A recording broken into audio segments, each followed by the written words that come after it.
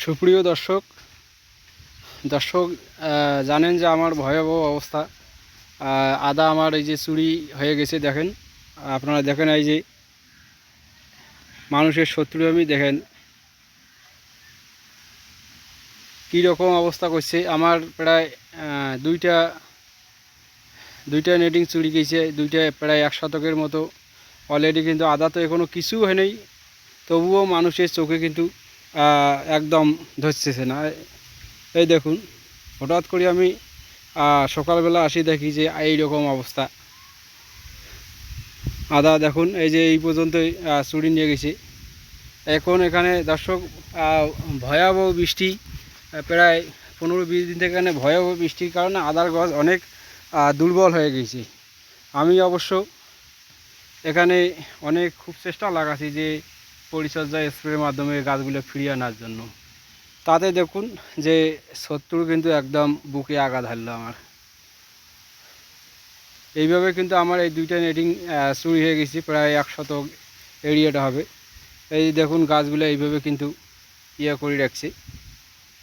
এই যে এইভাবে প্রত্যেক জনকারে কিন্তু শত্রু আছে দর্শক, কারণ ভিডিওটা বানার কিন্তু আমার ইচ্ছা যাচ্ছে না, এমনি কিন্তু মন মানসিকতা খুবই খারাপ। এখানে অনেক পরিশ্রম গেছে, আমার অনেক টাকা গেছে, এবং অনেক আমার এখানে চিন্তা ভাবনা অনেক কিন্তু আমার ক্ষতি হয়েছে। এই যে এইভাবে কিন্তু গাছগুলো ফেলে রেখে গেছি, এখানেও তো আর কিছু হয় নাই, তাতে কিন্তু মানুষের চোখে কিন্তু মানে ধৈর্যই ধরছে না কখন কি ক্ষতি করি।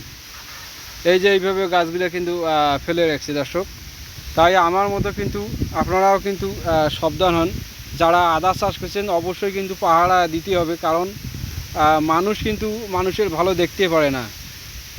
এগুলো কিন্তু ওই দেখা যায় ঢাকা থেকে লোক আসে কিন্তু চুরি করে নেয়, এগুলো বাড়ির আশেপাশে লোকজনের কাজ, বুঝছেন, বাড়ির আশেপাশে শত্রুরের কাজ। এখন আমি তো অনেক টেনশনে আছি দর্শক, কারণ একাই মানুষ, কি করি আর কি না করি। এখন কখন আমি এখানে ডিউটি দিই, এখন কি করি সেই চিন্তা ভাবনা করতেছি। কীভাবে এই যে আমার ক্ষতিগ্রস্তরা একদম করেছি, একটা লজ্জাজনক ব্যাপার যে এই আদার তো কোনো কিছু নেই। মানুষের একটা জ্ঞান থাকা উচিত যে আদার কেবল 4-5টা 8-10টা এইরকম গাছ হয়েছে। এই যে দেখুন, এটা কিন্তু এই যে এড়ে গেছি, কি এইরকম এই কী এখন গাছ আসছে দর্শক। এই যে একদম একে নেট টেট সিঁড়ি একে সব কিছু শেষ করে দিয়েছি দর্শক। তাইলে আপনারাও সাবধান হন। আমার ভিডিওটা যদি অবশ্যই আপনারা থেকে থাকেন, অবশ্যই আমি আপনাকে সাবধান করে দিলাম, কারণ আদা অনেক দামি ফসল। মানুষ ভালো কিছু করলে মানুষের ওইখানেই কিন্তু গাছ উল্কায়। কখন কি করা যায়, কখন ক্ষতি করা যায়, কখন কিভাবে করা যায়, ওই সুযোগটা কিন্তু তারা অবশ্যই নিয়ে থাকে। কারণ আমি চাই না আমার যে ক্ষতিটা করছে, আমার যে পরিশ্রম, আমার যে টাকা এখানে ব্যয় হয়েছে দর্শক, আসলে আমি ভুট্টা সুগার নেট পাই না, সে নেট আমি এখানে দিয়ে আদা চাষ করছি। এটা খুব খারাপ লাগে যে এই ধরনের মানুষ যে মানুষের ক্ষতি করবে, সেটা আমি জীবনও ভাবি নাই। আগের বার আমার বাড়ির পাশের একজনকার চুরি নিয়ে গেছে, দেখা যাচ্ছে যেই পাশে ভালো হয়ে গেছে তার কিন্তু সেই পাশে আদারা চুরি নিয়ে গেছে, কিন্তু এত আগাম নেয় নেই। ও তো যখন আদারা পরিপূর্ণ তখন নিয়ে গেছিলো। এখন আমার আদা তো কেবল 3.5 মাস বয়স চলছে। এটা একটা অমানবিক কাণ্ড, যে মানুষের বিবেক আচরণ, এটাকে শত্রু ছাড়া এখানে কিছু না।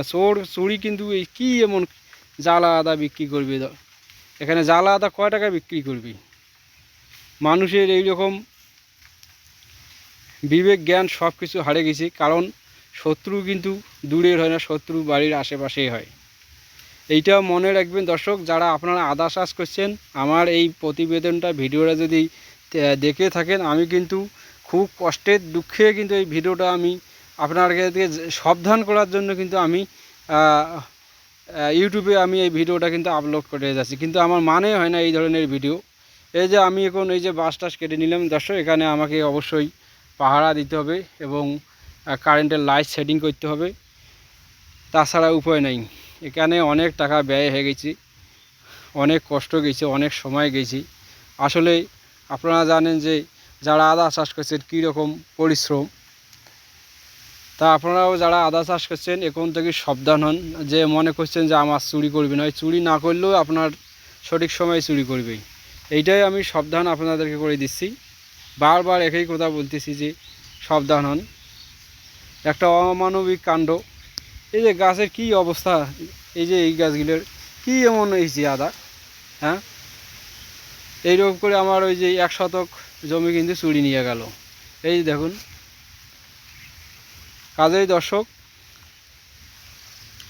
মন খুব খারাপ লাগতেছে আসলে। মানুষ এত শত্রু যে করবে তা ভাবা চিন্তা নাই, যে মানুষ একটু লক্ষ্যে পৌঁছবে সেই লক্ষ্যটা কিন্তু বাধাগ্রস্ত হবে। হোক দর্শক, এই ক্ষতিগ্রস্ত এই শত্রুভূমি যাতে আর কোনো আদা চাষি ভাইয়ের না হয়, আদা চাষি বোনের না হয়, আমি এইটাই কিন্তু সাবধান করতেছি। কারণ এই আদার উপর মানুষের খুবই লোভ, আদা চাষের উপর খুবই লোভ। আপনারা অবহেলা না করে অবশ্যই কারেন্টের লাইটিং ব্যবস্থা করবেন, পাহারার ব্যবস্থা করবেন। কারণ তো আপনারা দেখতেই পাচ্ছেন, আমি কি বলি, বাস্তবে আপনাদেরকে দেখাচ্ছি। এই যে এই পর্যন্ত চুরি নিয়ে গেল। এই যে গাছগুলো এইভাবে ফেলে রাখছে, এই দেখুন কি কি অবস্থা হয়েছে এইখানে। ভালো থাকবেন, সুস্থ থাকবেন।